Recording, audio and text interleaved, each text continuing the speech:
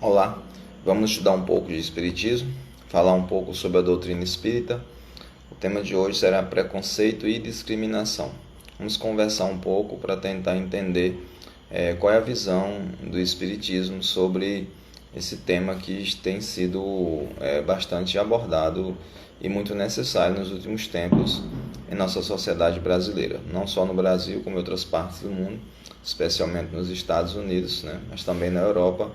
Tem se discutido bastante, tem se visto muitas expressões de racismo, de discriminação e grandes ataques violentos, a pessoas, a instituições, como também manifestações públicas de grupos de pessoas que são contrárias ao racismo, à discriminação de qualquer tipo sobre as pessoas. A ideia que se tem na nossa sociedade, especialmente a sociedade brasileira, falo de sociedade humana, mas na sociedade brasileira mais especificamente, sobre o racismo como se ele não existisse, para um grupo muito reduzido de pessoas que tenta ver a sociedade como uma coisa homogênea, como se todos fossem iguais, onde não há negros, há apenas brasileiros, onde não há indígenas, há apenas brasileiros, onde homens e mulheres, dentro dessa concepção, devem ter direitos diferentes porque são seres diferentes. E isso organizado de maneira estrutural e histórica. Essa visão, que é uma visão do século XIX e séculos anteriores, ainda está presente em muitas pessoas, em muitos grupos, e é algo da nossa cultura que ainda precisa ser trabalhada e retrabalhada para que a gente tenha uma sociedade mais justa, mais igualitária. Boa noite, Cícera Maria Gomes. É uma grande satisfação ter você aqui para a gente conversar um pouco sobre espiritismo, sobre preconceito e discriminação. Você que é uma palestrante espírita e que também divulga a doutrina espírita nas casas espíritas aqui da nossa região. E, por favor, contribua, compartilhe conosco suas ideias, suas experiências, sempre muito bem-vindo. A ideia de uma rede social é que a gente possa realmente conversar e trocar experiências, não simplesmente ser uma palestra. Então, estávamos falando aqui, fazendo um preâmbulo para o vídeo, já que fica salvo nas redes sociais, tanto no Instagram como no Facebook e também no YouTube, a ideia de que o racismo que tem acontecido nos últimos tempos, especificamente as expressões de racismo, ela está enraizada em nossa cultura, a cultura humana, não somente no Brasil, existe isso também na África, existe na América em geral, existe na Europa, na Ásia, quer dizer, nos continentes de uma maneira geral, as sociedades possuem suas maneiras de discriminar. Preconceito, segundo os dicionários, é qualquer opinião ou sentimento concebido sem exame. Então a gente geralmente utiliza a expressão preconceito de maneira como sendo um sinônimo de discriminação. Quando a gente diz que alguém está sendo preconceituoso, a gente está querendo dizer que talvez ele esteja sendo alguém que discrimina, alguém discriminador, alguém que de algum momento está separando uma coisa da outra. Também é um sentimento hostil assumido em consequência da generalização apressada de uma experiência pessoal ou imposta pelo meio. Também é sinônimo de intolerância. Boa noite, Luciano. É um prazer ter você por aqui. Então a gente usa a expressão preconceito de maneira errada. Preconceito, ao pé da letra, se a gente vê no dicionário, significa dizer que a gente tem uma ideia sobre alguma coisa da qual a gente não fez um exame muito aprofundado, é uma ideia superficial, é algo que não tem ainda um espírito crítico sobre ela e é algo do senso comum, algo que a gente não conhece direito. Quando eu decido falar sobre algo que eu não conheço, eu corro o risco de ser preconceituoso, ou seja, de formular frases, de formular conceitos, de formular ideias sobre algo que eu não conheço, então a gente chama isso de preconceito. Eu posso dizer, por exemplo, que o Alasca é muito frio porque eu vejo na televisão, e que é frio o ano todo porque eu vejo na televisão, porém eu não me aprofundo nisso, apenas vi em um filme que lá é muito frio e sem nunca ter ido lá ou nunca ter lido livros a respeito, assistido documentários, procurado na internet, quer dizer, procurado me informar, talvez entrar em contato com pessoas de lá e descobrir que talvez seja frio uma parte do ano e não tão frio em outra parte do ano, talvez seja até quente em outra, porque eu preciso conhecer mais sobre isso. Quando eu formulo uma ideia sem ter conhecimento aprofundado, então eu digo que estou sendo preconceituoso. Bom, ao ser preconceituoso, eu posso levar ao patamar seguinte, que pode ser a discriminação. Ou seja, a discriminação é a faculdade de distinguir, de discernir, é um efeito de separar, de segregar ou de colocar parte. Ou seja, discriminação e preconceito não são necessariamente a mesma coisa. Eu posso discriminar uma coisa, quer dizer, separar uma coisa de outra, no sentido de, por exemplo, separar arroz e feijão, ou então retirar o gorgulho do feijão ali, isso é discriminar, é separar, mas no sentido que a gente utiliza na sociedade, a gente utiliza a expressão preconceito e discriminação com o mesmo sentido, e como a gente acabou de dizer, não é exatamente a mesma coisa. No caso do Brasil, a gente utiliza essa expressão preconceito como discriminação no sentido de uma separação racial especificamente, dizer que alguém é de uma raça diferente ou de um grupo cultural diferente, né, ou de um gênero diferente. Posso dizer que eu separo, que eu discrimino homens e mulheres e dizer que as mulheres têm certos direitos, que os homens têm certos direitos. No Livro dos Espíritos, a questão 766 em diante, que vai tratar justamente sobre as leis de sociedade, sobre as leis naturais e sobre as leis da civilização, vão discutir justamente quais são esses direitos que nós temos e quais são os pontos de separação, onde eu sei que uma coisa é uma coisa e outra coisa é outra coisa. Ou seja, a gente começa a separar e entender que as coisas não são iguais, né? Quer dizer, os homens e as mulheres são, né, seres de uma espécie chamada Homo sapiens, da subespécie Homo sapiens sapiens, seres que vivem aqui há 250 mil anos aproximadamente. Nós somos seres que vivemos biologicamente como machos e fêmeas, do ponto de vista puramente biológico, mas que devido à cultura, né, a gente acabou assumindo uma série de outras situações que nós vivemos até mesmo nos dias de hoje, desde o passado, desde 50 mil anos atrás, e que hoje acabaram se tornando uma temática para uma discussão mais séria, visto dos problemas que têm surgido, especialmente nos últimos 500 anos. A gente pensa nos últimos 500 ou 600 anos, devido à escravização de seres humanos oriundos da África e trazido para cá, para o Brasil e para a América em geral e talvez para outras partes do mundo, e utilizados como mão de obra, que as pessoas não pagavam nenhum tipo de salário e tinham todo tipo de maltrato e não tinham liberdade, né? Isso ainda está presente em nossa cultura, onde alguns seres humanos se identificam, né, fenotipicamente, quer dizer, pela sua aparência, e se identificam como um ser que é branco e um ser que é preto, e alguém utilizando determinadas nomenclaturas, eu prefiro negro e não preto, e outros preferem dizer que são pretos e não negros, e isso gera uma série de conflitos em nossa sociedade, a começar pela própria nomenclatura, né? Algumas pessoas preferem usar algumas expressões para se referir à orientação sexual de alguém, e outros preferem outras, e isso causa uma série de tumulto, mesmo porque tumulto conceitual, tumulto teórico, mesmo porque essas nomenclaturas elas mudam com o tempo, né? Quer dizer, uma expressão como, por exemplo, na década de 70, 80, utilizava-se mongoloide para se referir a uma pessoa que nós hoje chamamos alguém com síndrome de Down. E na época, mongoloide era uma expressão bastante comum, usada mesmo no meio médico, e depois com o tempo passou a ter uma expressão pejorativa, as pessoas passaram a ver que era uma expressão pejorativa, negativa, que menosprezava um tipo de ser humano, e aí passaram a utilizar a partir de uma nomenclatura científica, da qual hoje se utiliza, né? Alguém com síndrome de Down, hoje a gente popularmente diz fulano tem Down, e a gente já entende que ela possui uma determinada característica biológica que a identifica dessa maneira e não daquela outra, né? E aí a gente aplica a todos os outros.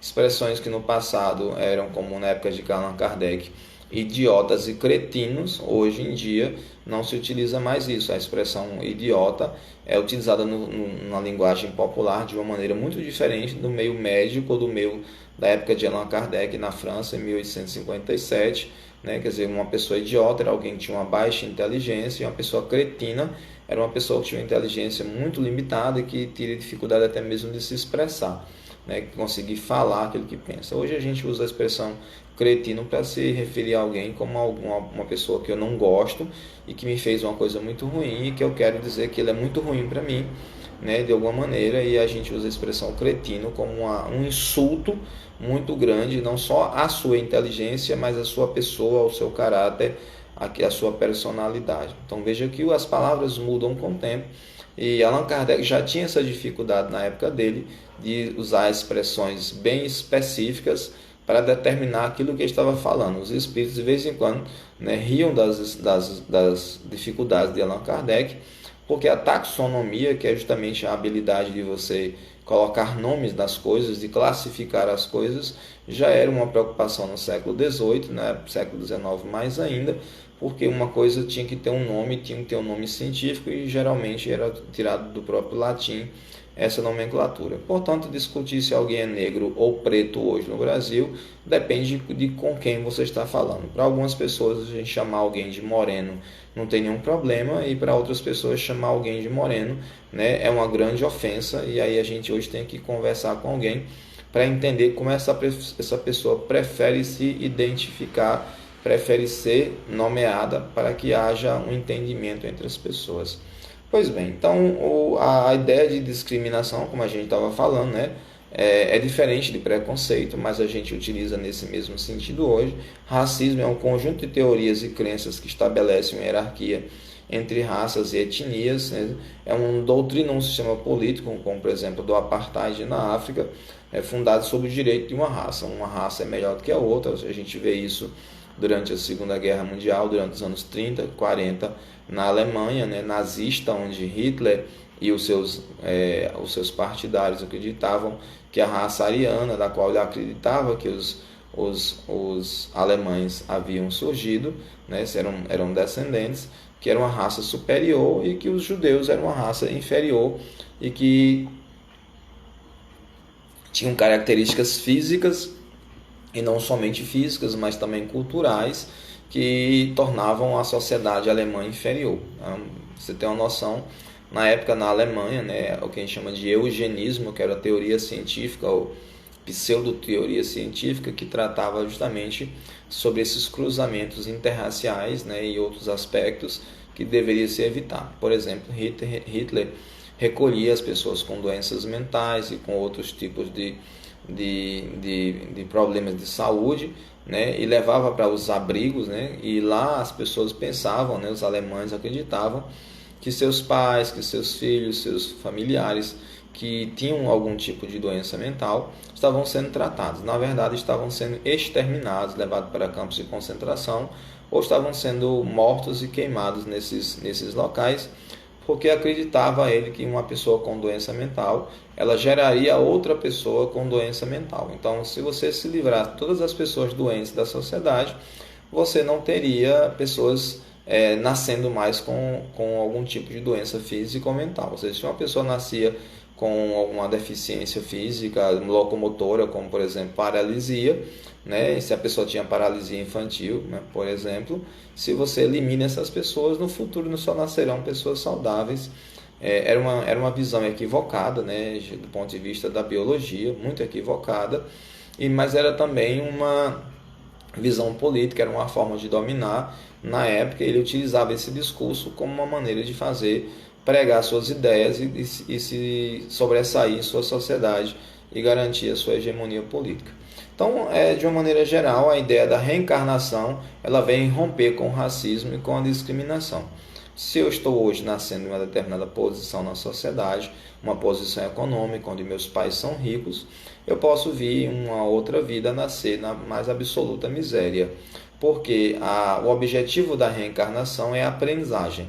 A gente não deve ver o objetivo da reencarnação como uma punição, como uma forma de resgatar débitos simplesmente.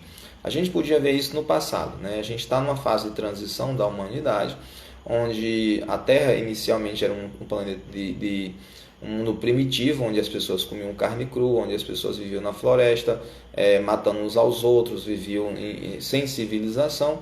De 4.000 anos antes de Cristo para cá, a gente se organizou em civilização e saímos de um mundo primitivo para um mundo que a gente chama de provas e expiações. Não tem uma data exata, mas é mais ou menos nesse período que o homem se organiza em civilização.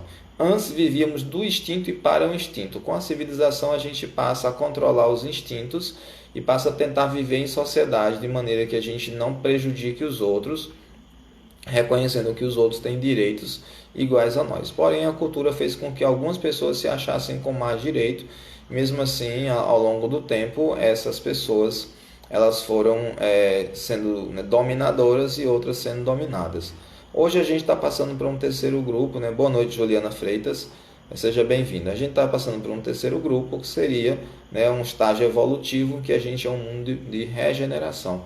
Portanto, falar em a gente pagar o passado nesse mundo de provas e expiações faz sentido, porém a gente estando no mundo de regeneração ou estando entrando nesse mundo de regeneração lentamente, que pode levar 1000 anos, né? Não quer dizer que vai ser daqui a 10 anos, daqui a 20 anos, as pessoas ficam falando essas bobagens, mas é um processo muito lento. E aí no mundo de regeneração a gente tem que falar em aprendizagem. Então estamos passando por experiências, nascendo e renascendo em muitas posições na vida, como oportunidades de aprendizagem e não de estar pagando. Portanto, se eu nasço hoje numa condição econômica rica, abastada, com muito dinheiro, eu posso pedir para nascer em uma condição de extrema miséria para aprender coisas que só alguém nessa posição aprenderá. E se eu nasço numa posição socialmente favorável, economicamente favorável, eu aprenderei certas coisas que não aprenderei se estiver na miséria. Ou seja, tudo é uma oportunidade de aprendizagem. O João Roberto fala assim: professor Júnior, boa noite, Roberto, é um prazer ter você aqui. Quando eu era adolescente, pessoas me chamavam de galego, sarará, amarelo embombado, lesma, vela branca. Isso é discriminação? Responda se possível. Sim, né? É uma maneira que as pessoas utilizam em diversas sociedades para dizer assim: você não é igual a mim. Bom, eu dizer que você não é igual a mim não tem nada de problema. De fato, nós somos pessoas que, embora pertençamos ao grupo humano do ponto de vista biológico, da antropologia, que seria Homo sapiens, nós não somos exatamente fenotipicamente iguais. Quer dizer, na aparência nós temos algumas diferenças, mas na cultura nós podemos ser absolutamente iguais. E como espíritos, nós temos as mesmas potencialidades, né? Você pode ler muito, coisas que eu não leio, e eu posso ler muito coisas que você não lê. Você pode tocar violão, você tem um canal do YouTube onde você apresenta seus vídeos, né? E aí canta lá, faz suas músicas, né, com seus amigos, e aí eu não ser capaz de fazer isso hoje, mas talvez ser capaz no futuro. Quando eu digo que alguém é diferente de mim, eu tenho que prestar atenção no discurso dessa pessoa ao dizer isso. Qual é o objetivo dela, né? Se ela está tentando de alguma maneira me colocar para cima ou para baixo da posição em que ela se encontra. Porque eu posso elogiar alguém, né? Dizer que uma pessoa é bonita e entender isso como um elogio, ou eu posso dizer que uma pessoa é bonita e num tom que esteja menosprezando a pessoa. Na verdade, eu estou querendo dizer exatamente o oposto do que eu estou dizendo, né? Que a gente vai utilizar nesse sentido. Então, o tom é importante, o contexto do que está se dizendo é importante.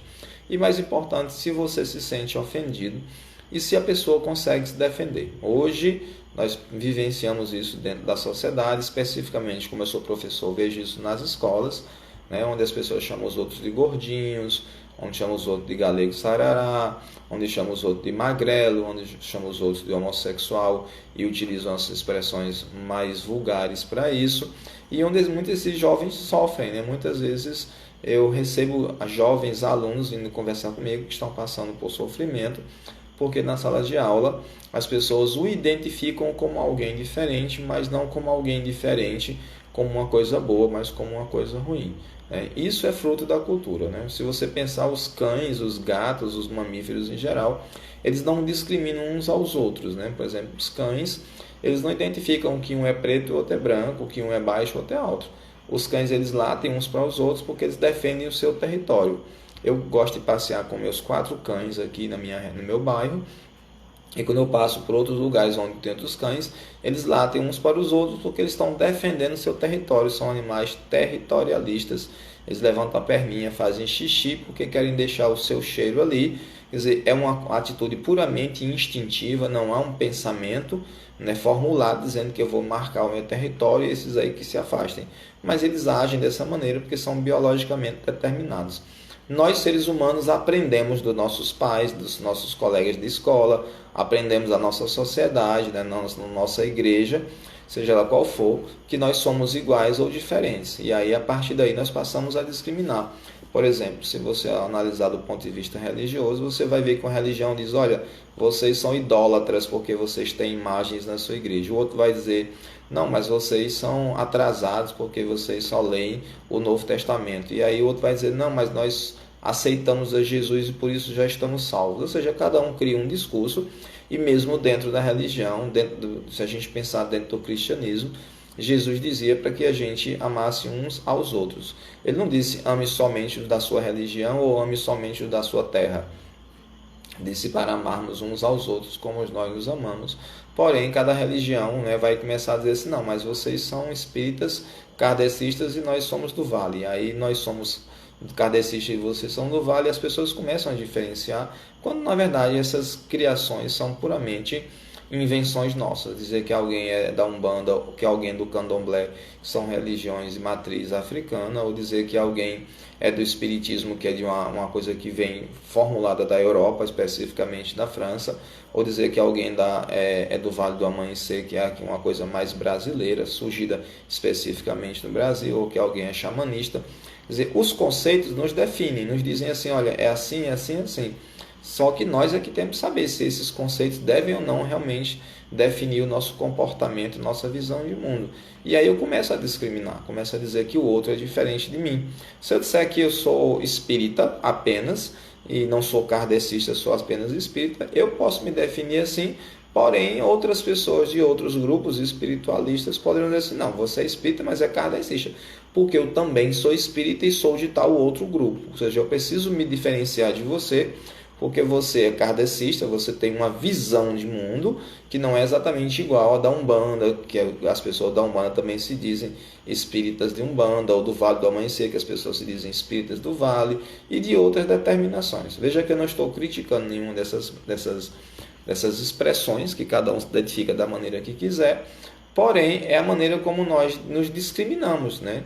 A questão é se eu me discrimino no sentido de dizer assim, eu me separo do outro, num sentido pejorativo, negativo, ou apenas identifico que nós temos visões de mundo diferentes, né? Por exemplo, eu posso ter uma visão de mundo ou uma visão sobre espiritualidade diferente de alguém da Umbanda e necessariamente não ser melhor. Eu apenas identifico que é diferente. Não ser capaz de identificar a diferença é um problema muito sério, porque a gente não é igual em tudo e isso não é ruim, mas também não precisamos dizer que o da Umbanda é inferior, porque bate tambor, como a gente muitas vezes escuta, e que o do kardecismo é melhor, porque é sentado em uma mesa branca, né, sentado ao redor de uma mesa branca. Essas discriminações existem dentro das religiões e, obviamente, não são expressões do espiritismo ou vindas de uma espiritualidade superior. Quantas vezes eu participei de reuniões onde encontrava-se muitas vezes com dirigentes espíritas e algumas vezes as pessoas diziam brincando aqui a gente não bate tambor. E qual é o problema de bater tambor, né? No dia 7 de setembro bate-se tambor, as pessoas marcham e isso não é problema, né? Mas porque é feito dentro de um aspecto religioso, isso se torna um problema. Ou seja, a discriminação social, a discriminação racial, especificamente a racial que estamos vendo hoje, esses dias, né, com o que aconteceu no supermercado Carrefour e vários outros lugares tem acontecido, tem surgido mais vídeos que às vezes estavam até passando despercebidos na sociedade, e aí devido a esse caso que aconteceu lá nos Estados Unidos, esses casos dos Estados Unidos, e mais especificamente agora, né, no Carrefour, que não é a primeira vez que acontece, aí isso chamou a atenção mais um pouquinho, aí as pessoas discutem um pouco, daqui a pouco, infelizmente, cai no esquecimento para alguns, mas esse tipo de discriminação ele está presente também dentro das religiões. Ou seja, você vai lá e diz assim, a pessoa é da Universal, aí o outro é da Assembleia de Deus, e o outro é da Testemunha de Jeová. Aí da Testemunha de Jeová diz que o pessoal dos outros evangélicos não são evangélicos, né?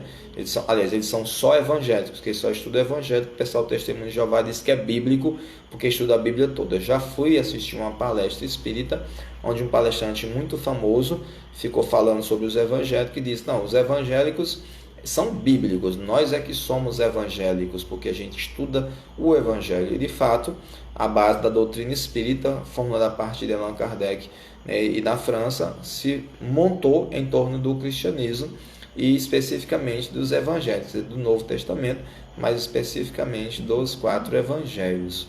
Então aí fica essa discussão: eu defino o outro, mas ao definir o outro eu discrimino e diminuo o outro. Que necessidade temos de determinar se o outro é evangélico ou se o outro é bíblico, e que isso nos favorece ou nos cresce? Essa necessidade que nós temos de discriminar, ela é uma necessidade social, cultural, ela vem ao longo do tempo, mas ela também é biológica, né? Já que nós biologicamente somos capazes de ver cores. Eu sei que existe o vermelho e o azul, e se eu não souber a diferença, eu tenho um daltonismo, né? Quer dizer, que é uma anomalia genética que dificulta a identificação das cores, mas é importante nós sabermos cores. Alguns animais não percebem cores, para eles é tudo branco ou preto ou cinza, mas nós somos capazes de identificar o espectro cromático, quer dizer, ver as cores, e isso tem um objetivo, ou seja, biologicamente nós também necessitamos discriminar no sentido de separar, de saber que as coisas não são iguais, e não tem nada de errado nisso.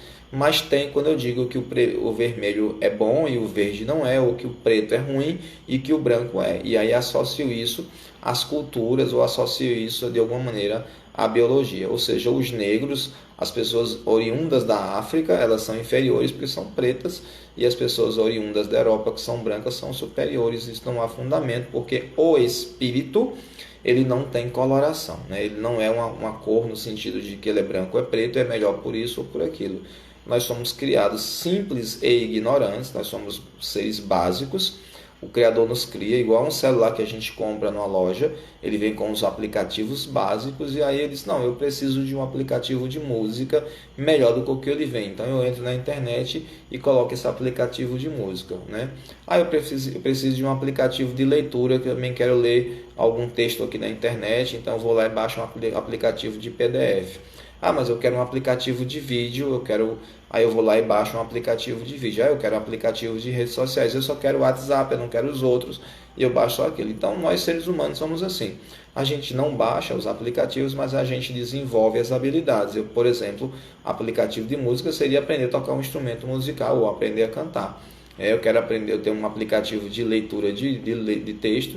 Para nós seres humanos seria aprender a ler. Então a gente desenvolve essas habilidades, mas a gente nasceu como um celular, a gente nasceu básico, sem esses aplicativos, e num processo de nascimento e renascimento, de passar por experiências muitas e muitas vezes, algumas vezes precisando repetir a mesma experiência para poder fortalecer essa aprendizagem, e outras pessoas acabam pegando mais rapidamente. A gente, pelo processo da reencarnação, vai se desenvolvendo como seres humanos e nos tornando pessoas melhores. Então veja que tornar-se pessoas melhores não é tornarmos pessoas melhores do que os outros, mas melhores do que eu fui ontem. Ou seja, eu sou melhor hoje do que eu fui ontem.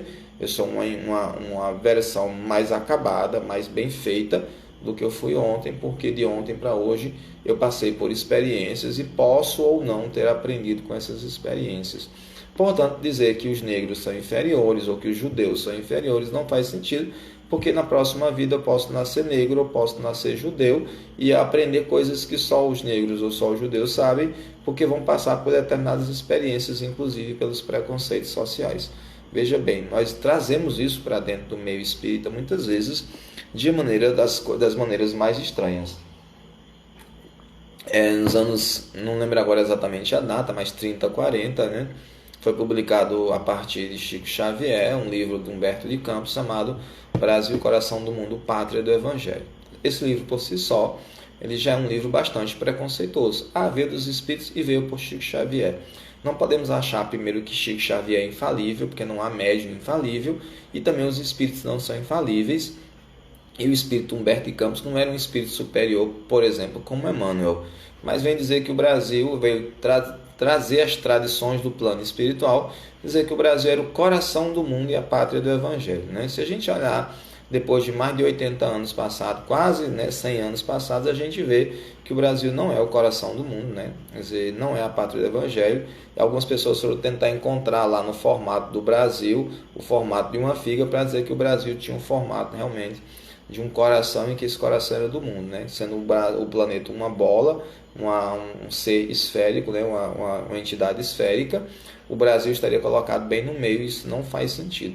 Dizer que nós brasileiros, ou que o Brasil é o coração do mundo e a pátria do Evangelho, é discriminar os outros povos, é dizer que os outros povos não são, que os outros povos não têm o Evangelho, e de fato não tem. Se você vai na Índia, lá você vai ter uma população de 1% de cristãos, e 99% se divide entre pessoas da religião hindu ou da religião muçulmana, e necessariamente lá não é ruim, né? Se você vai em outras culturas, como na China, no cristianismo lá é menos de 1%.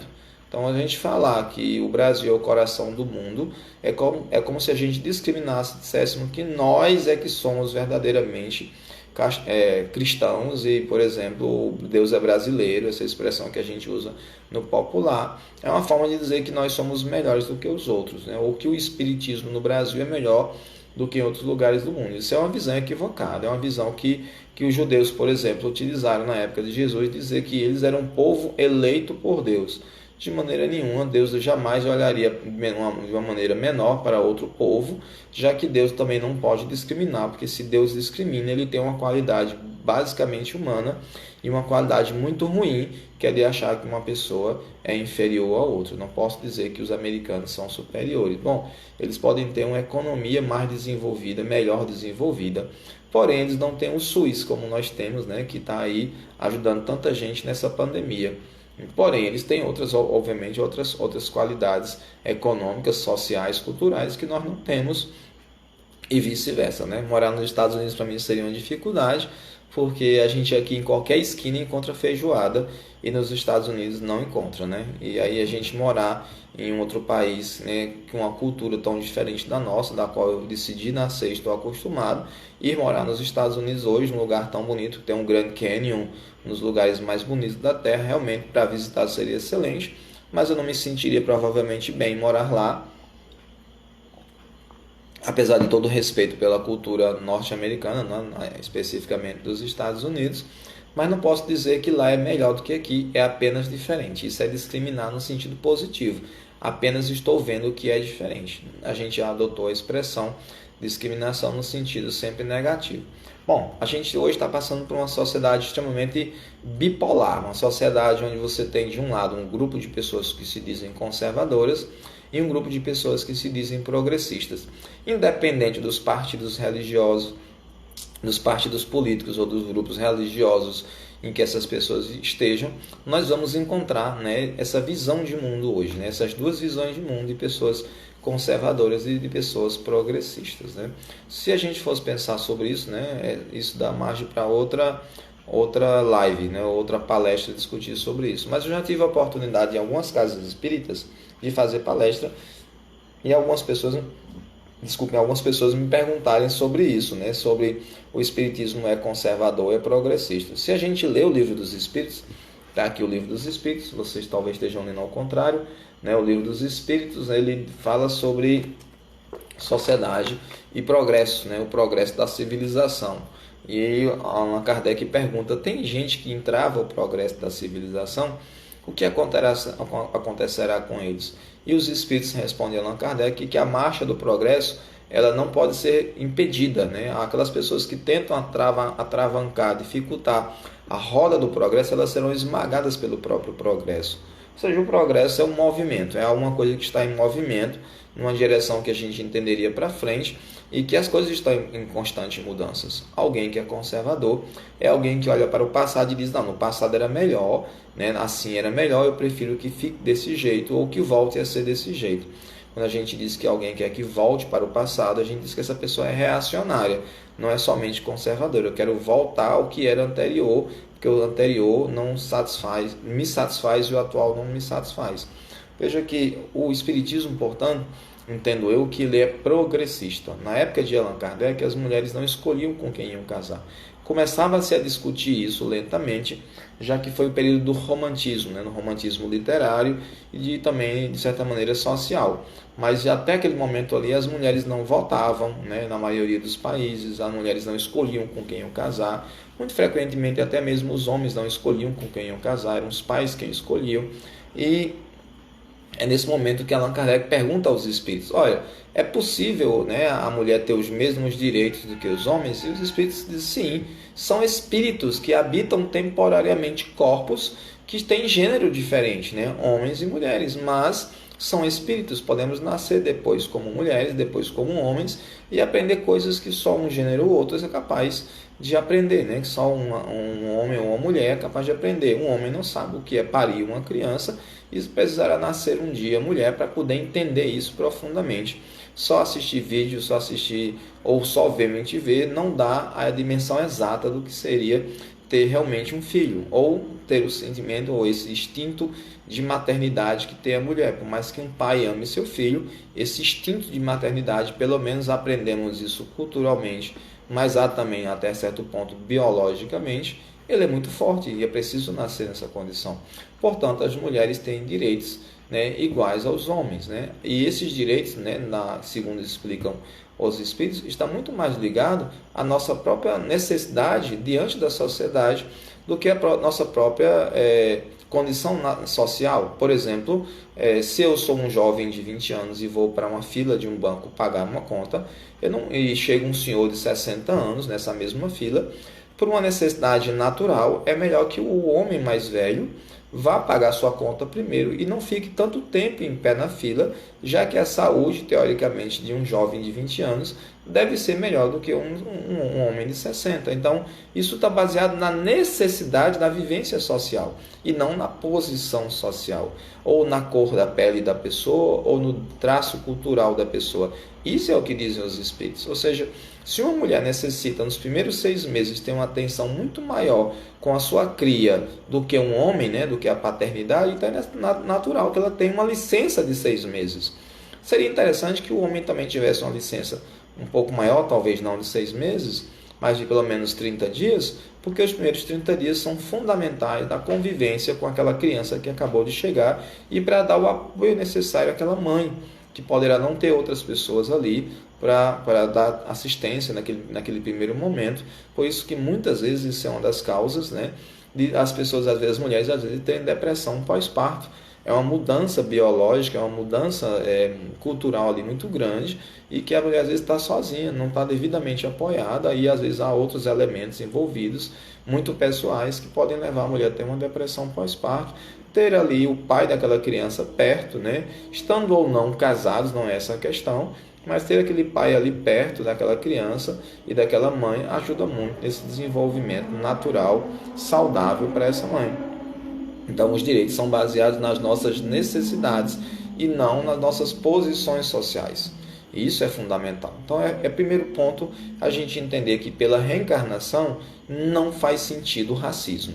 Dizer que alguém que é negro é inferior, que alguém que é branco é superior, que o homem é superior porque o homem é assim criado, ou que a mulher é inferior, né? Porque nós vamos nascer homens e mulheres, nós vamos nascer negros e brancos, nós vamos nascer em outros países. Eu posso simplesmente, ao terminar essa reencarnação, estar tão traumatizado com a cultura brasileira, com o lugar que eu vivo, que eu dizer assim, olha, eu gostaria de nascer em outro lugar, diferente aqui do Brasil. Eu já estou vivendo aqui há 500 anos, já nasci e renasci aqui umas 20 vezes, sei lá, 10 vezes. Eu acho que eu vou nascer no Japão, sei lá, uma cultura diferente, aprender o que os japoneses sabem da vida. Aí eu converso com espíritos mais amadurecidos do que eu, que vão me ajudar nesse processo. Diz, olha, vai demorar mais, na cultura japonesa tem tais características e você precisará se adaptar. Então vamos tentar preparar você para nascer lá na cultura japonesa, entre os japoneses, que é um desejo meu, é um livre-arbítrio, eu faço as escolhas. A não ser que os espíritos digam assim, olha, a gente não acha uma boa ideia para você no momento não, porque você precisa passar por umas experiências que você estava começando a entender, e se você for para o Japão, você vai perder a oportunidade de fortalecer essas experiências. Fica mais um tempo aqui, mais uns 100 anos, vive mais umas 2 vidas por aqui, de 30, 40 anos cada uma delas, 50 anos, Aí depois a gente vê se realmente é uma boa para você, mas a decisão é sua. E aí a pessoa tendo a maturidade para escolher, a pessoa diz, não, tudo bem, vou ficar por aqui. Não tendo a maturidade, porque os espíritos não são todos igualmente maduros, a pessoa, às vezes, os espíritos superiores tomam essa decisão por nós, do mesmo jeito que quando eu tenho uma filha de 2 anos, ela quer ir para uma festinha de aniversário, ela quer usar uma roupa que eu acredito que não é adequado naquele momento ali, ela quer ir de roupinha de praia e é um aniversário, eu disse, olha, essa roupinha de biquíni de praia não é conveniente para o aniversário, coloca esse vestidinho, essa calça aqui, não sei o que é uma roupinha que está mais adequada ao, quer dizer, eu que escolho porque ela não tem ainda o discernimento por ser muito jovem e imatura para fazer essas escolhas. Por isso que os espíritos superiores às vezes se sobressaem sobre o nosso livre-arbítrio, porque nós somos seres muito imaturos, assim como acontece quando nós somos crianças, né? E à medida que a gente amadurece, minha filha chega aos 15 anos, ela escolhe qual a roupa que ela quer usar. Eu posso até dar sugestões, ou até elogiar, ou até dizer, ó, não é uma boa ideia, mas ela já está no seu processo de amadurecimento dizendo, não, pai, mas eu quero ir com essa roupa. Então, tudo bem. Ela chega à maioridade, mais de 18 anos, né? Ela já tem que decidir, porque ela já é maior de idade, ela já está lá pagando suas contas, tendo seu trabalho, ela quem decide que roupa ela vai usar, porque é o processo natural nós deixarmos nossos filhos crescerem. Se você, sendo imperfeitos, somos assim, imagine o Criador do Universo, que é o ser de maior perfeição que poderia existir. Ele não precisa dessas inclinações, desses preconceitos que nós temos. Ele decide com justeza. E ele não vai dizer que uma pessoa é superior, quer dizer, já pensou Deus criar privilégios? É outra coisa que a gente coloca na cabeça, achar que uma religião tem privilégio sobre a outra, ou de que Jesus é o Filho de Deus. Não, Jesus é um Filho de Deus. A gente pode ter todo o respeito por ele, por esse ser, e por ele ser esse ser iluminado, esse ser de grande bondade, de sabedoria, mas Deus não fez ele especial, ele se tornou especial pelo seu processo reencarnatório, provavelmente em outros planetas, não nesse, possivelmente, nós não temos como ter uma fotografia e garantir isso, mas uma prova cabal, mas a partir do que os espíritos dizem, ele provavelmente evoluiu em outros mundos e um dia veio para isso aqui com o objetivo de fazer a gente evoluir. Mas é uma possibilidade a partir do que os espíritos dizem e talvez a gente nunca saiba a verdade sobre isso. Mas com certeza ele não foi criado bom e justo como ele é. Ele foi criado um ser ignorante como eu, como você, simples e que foi pelo processo de experiência após experiência amadurecendo e se tornando Jesus que a gente imagina que ele seja, né? E que de fato não é, a gente cria muita imaginação a respeito, porque a gente quer dessa maneira. Então veja bem, falávamos sociedade conservadora e sociedade progressista. Eu estou na casa espírita, uma pessoa diz, olha, eu acho que a sociedade tem que ser conservadora, que temos que valorizar a família, né? Eu quero que volte que tenha um retorno aos valores da família. E eu pergunto para essa pessoa, mas de que família você está falando? Da minha, da sua ou da de Hitler? Da minha ou da sua ou daquela família que escravizava seres humanos há 150 anos atrás? Da minha ou da sua ou daquela família que vive no sopé da serra ou daquela que vive num prédio bem alto lá nos Estados Unidos, em Manhattan, lá em Nova York? De que famílias estamos falando? Então, as famílias não são iguais, porque as culturas não são iguais. A família em que eu fui criado foi uma família um pouco mais liberal, onde minha mãe e meu pai me criaram dentro de um conceito ou de uma estrutura que me permitiu fazer certas coisas. Eu, por exemplo, ia para a escola sem precisar que minha mãe levasse todos os dias. E quem escolhia a escola era eu, porque minha mãe, em determinado momento, viu que eu tinha maturidade para dizer, mãe, aquela escola é boa e aquela não é. Ela escutava, conversava com os vizinhos, quando a gente chegava numa cidade nova, que a gente vivia viajando, e ela dizia assim, não, tudo bem, vá para aquela. E aí ela ficava observando para ver se era realmente. Ela deu uma certa liberdade para que a gente fizesse nossas escolhas. Assim eu eduquei minhas filhas, para que elas fossem capazes de fazer suas escolhas com uma certa liberalidade, no sentido liberal, nesse sentido de elas fazerem suas escolhas, né? A Ju Souza está dizendo assim, de uma família heterossexual ou de uma família homossexual, né? Quer dizer, quem são as famílias certas, né? Eu me coloquei aqui como exemplo, não como um exemplo para ser seguido, mas apenas como alguém que cita alguma coisa. Então veja bem, se uma família boa é a família heterossexual, porque era do passado, a família hoje homossexual não é, mas quantas famílias onde os casais são homossexuais são pessoas cumpridoras dos seus deveres, que respeitam os outros, que educam os seus filhos para a diversidade, para respeitar os outros, enquanto as famílias heterossexuais, o marido trai a mulher, o marido tem amantes, o marido é desonesto, o marido é violento, bate na mulher. Essa é a família tradicional? A família tradicional que a gente escuta falar é aquela que o homem sai para trabalhar e a mulher fica em casa, e ele depois vai para um bar beber com os amigos e volta para casa, às vezes tarde da noite, tendo gasto o salário, e às vezes bate na esposa, bate nos filhos, né? Quer dizer, é uma sociedade machista, é uma sociedade misógina, feita para homens, é uma sociedade muitas vezes homofóbica, que dizem que os homossexuais são inferiores e que isso não pode existir porque não está escrito em tal lugar. Essa é a família tradicional, porque a família nova, a família progressista, é aquela família que aceita que o outro viva a sua vida como bem entender. Eu estou aqui, estou olhando pela minha janela e eu sei que o meu quintal do meu vizinho está lá e pode ter uma coisa que me desagrade, mas é o quintal do meu vizinho.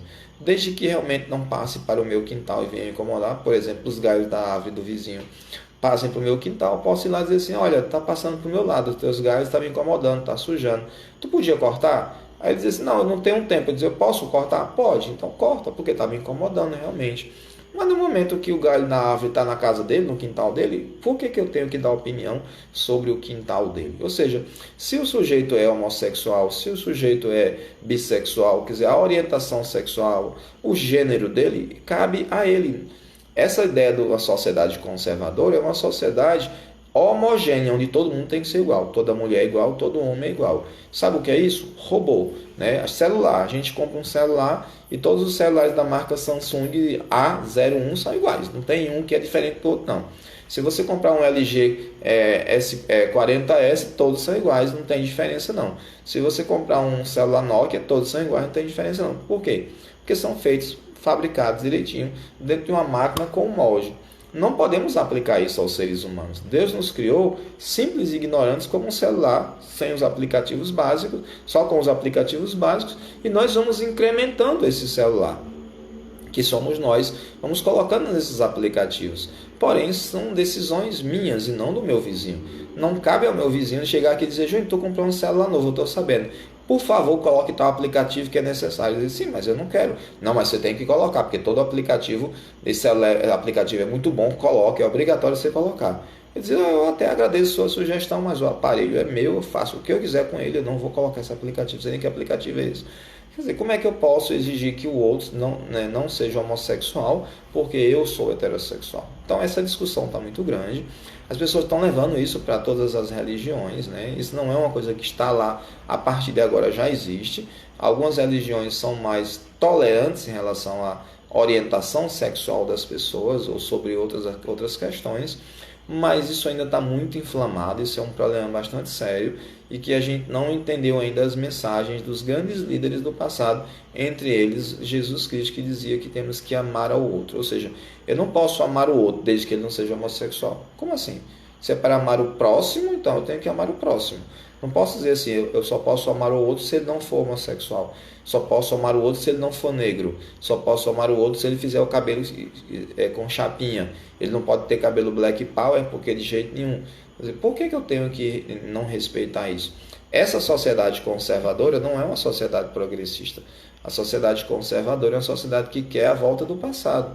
E aí não é conservadora, é reacionária. Ela quer que no passado, olhando para o passado, onde as pessoas eram obrigadas a se comportar de tal maneira diferente da que está hoje. Isso é um retrocesso, isso é muito ruim.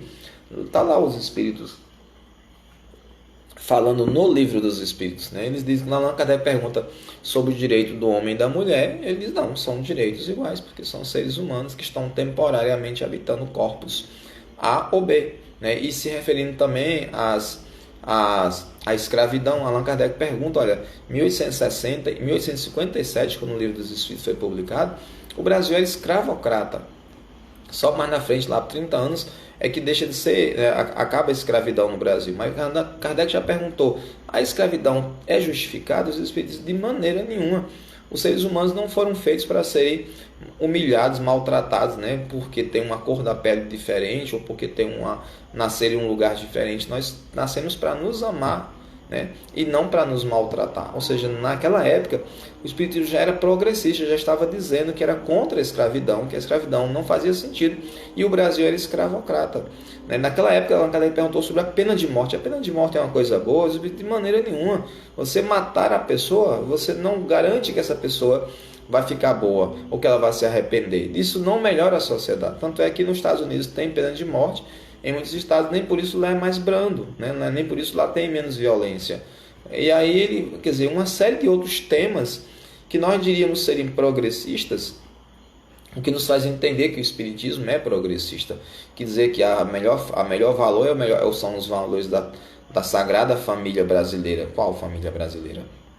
A família que escraviza, a família que bate na mulher, a família que dá direitos ao menino sair a hora que quiser e a menina não pode, que o menino pode transar com todas as meninas da rua, mas que a menina tem que casar virgem pura, porque não pode, porque os meninos podem tudo o que quiserem, as meninas não. Como assim? O espiritismo é contrário a essa visão. Os espíritos mostram isso, que nós temos que tratar a todos com igualdade, com respeito, e que a cor da pele, a condição social, a nossa posição cultural, a nossa orientação sexual, tudo isso aí é irrelevante. O que é importante é que nós somos seres humanos com direitos e que estamos num processo de crescimento espiritual. Tem coisas que só alguém que é homossexual saberá entender, e tem coisas que só alguém heterossexual saberá entender. Essas necessidades nós passaremos no nosso processo evolutivo. Alguém que precisa passar por uma experiência A ou por uma experiência B, ela aprenderá coisas que não se aprenderá se não se passar por essa experiência. Ou seja, não precisa, quando Allan Kardec pergunta, para que a gente evolua, é preciso passar por todas as escalas, né? Por exemplo, um gari um dia terá que evoluir, passar por várias experiências até chegar a ser presidente, né? E os espíritos respondem, não, você pode pular algumas etapas, a sair de uma condição aqui para outra, porque algumas pessoas aprendem mais rápido, outras aprendem mais devagar, algumas porque são preguiçosas, algumas porque têm dificuldade, algumas porque estão acostumadas com seus vícios e não querem caminhar. Tem gente que prefere o seu vício do que decidir não ter uma vida saudável e abandonar seus vícios. Um dia ele vai ter que abandonar seus vícios e ter uma vida cada vez mais produtiva, mais saudável, seja física ou mentalmente. Mas isso é uma decisão dele, pelos processos que ele vai passar na vida, pelas experiências. Portanto, meus amigos, finalmente, terminando essas palavras de hoje, nós não podemos imaginar uma sociedade em que o preconceito, a discriminação, o racismo seja uma sociedade justa, uma sociedade de seres humanos cristãos ou de seres humanos budistas ou muçulmanos, de religiões que de maneira geral pregam respeito, a tolerância e o amor. Isso é um absurdo. Nós precisamos verdadeiramente implantar esse reino de Jesus ou de Buda, seja lá de quem for, no sentido de fazer o bem ao nosso semelhante, trazer a felicidade para todos. A felicidade não pode ser só para um grupo social que é branco, ou para um grupo social que é masculino, ou para um grupo social que é favorecido. Nós todos vamos ser felizes, precisamos crescer espiritualmente, e esse crescimento nos levará à felicidade, e que começa aqui nessa terra. Ela não se estabelece ainda aqui porque ainda somos esse mundo atrasado. À medida que a gente passa para um mundo de regeneração e para um mundo mais feliz, a gente só vai ter felicidade. Mas enquanto isso a gente vai dando chute nas pedras e aprendendo com as experiências que essas pedras às vezes machucam, e que a gente pode pegar mais leve, andar mais com cuidado, mais devagar, respeitando os direitos dos outros. O que aconteceu esses dias no Carrefour, onde uma pessoa foi assassinada daquela maneira brutal, televisionado ali, mostrado vídeo, todo mundo vendo ali, e aquilo ali é um absurdo, que ainda é uma sociedade extremamente violenta, de espíritos ainda muito atrasados. Mas as pessoas que passaram por essa experiência, dada a misericórdia divina, vão evoluir e vão se tornar grandes espíritos no futuro. Cometeram um erro hoje, mas nós não podemos jogar pedras, nós temos que responsabilizá-los de acordo com a lei e temos que educá-los pela experiência da vida para que eles se tornem espíritos iluminados no futuro. Não serão colocados na danação eterna porque cometeram um erro. Aprenderão pela vida, pelas experiências da vida. Tenho certeza que o que eles passaram agora de tirar a vida de uma pessoa marcará a vida deles e as reencarnações futuras. Eu também já devo ter feito isso, eu também já devo ter discriminado, talvez ainda faça hoje. Lembro sempre daquele comercial, onde você esconde seu preconceito. Não é se você tem, é onde você esconde.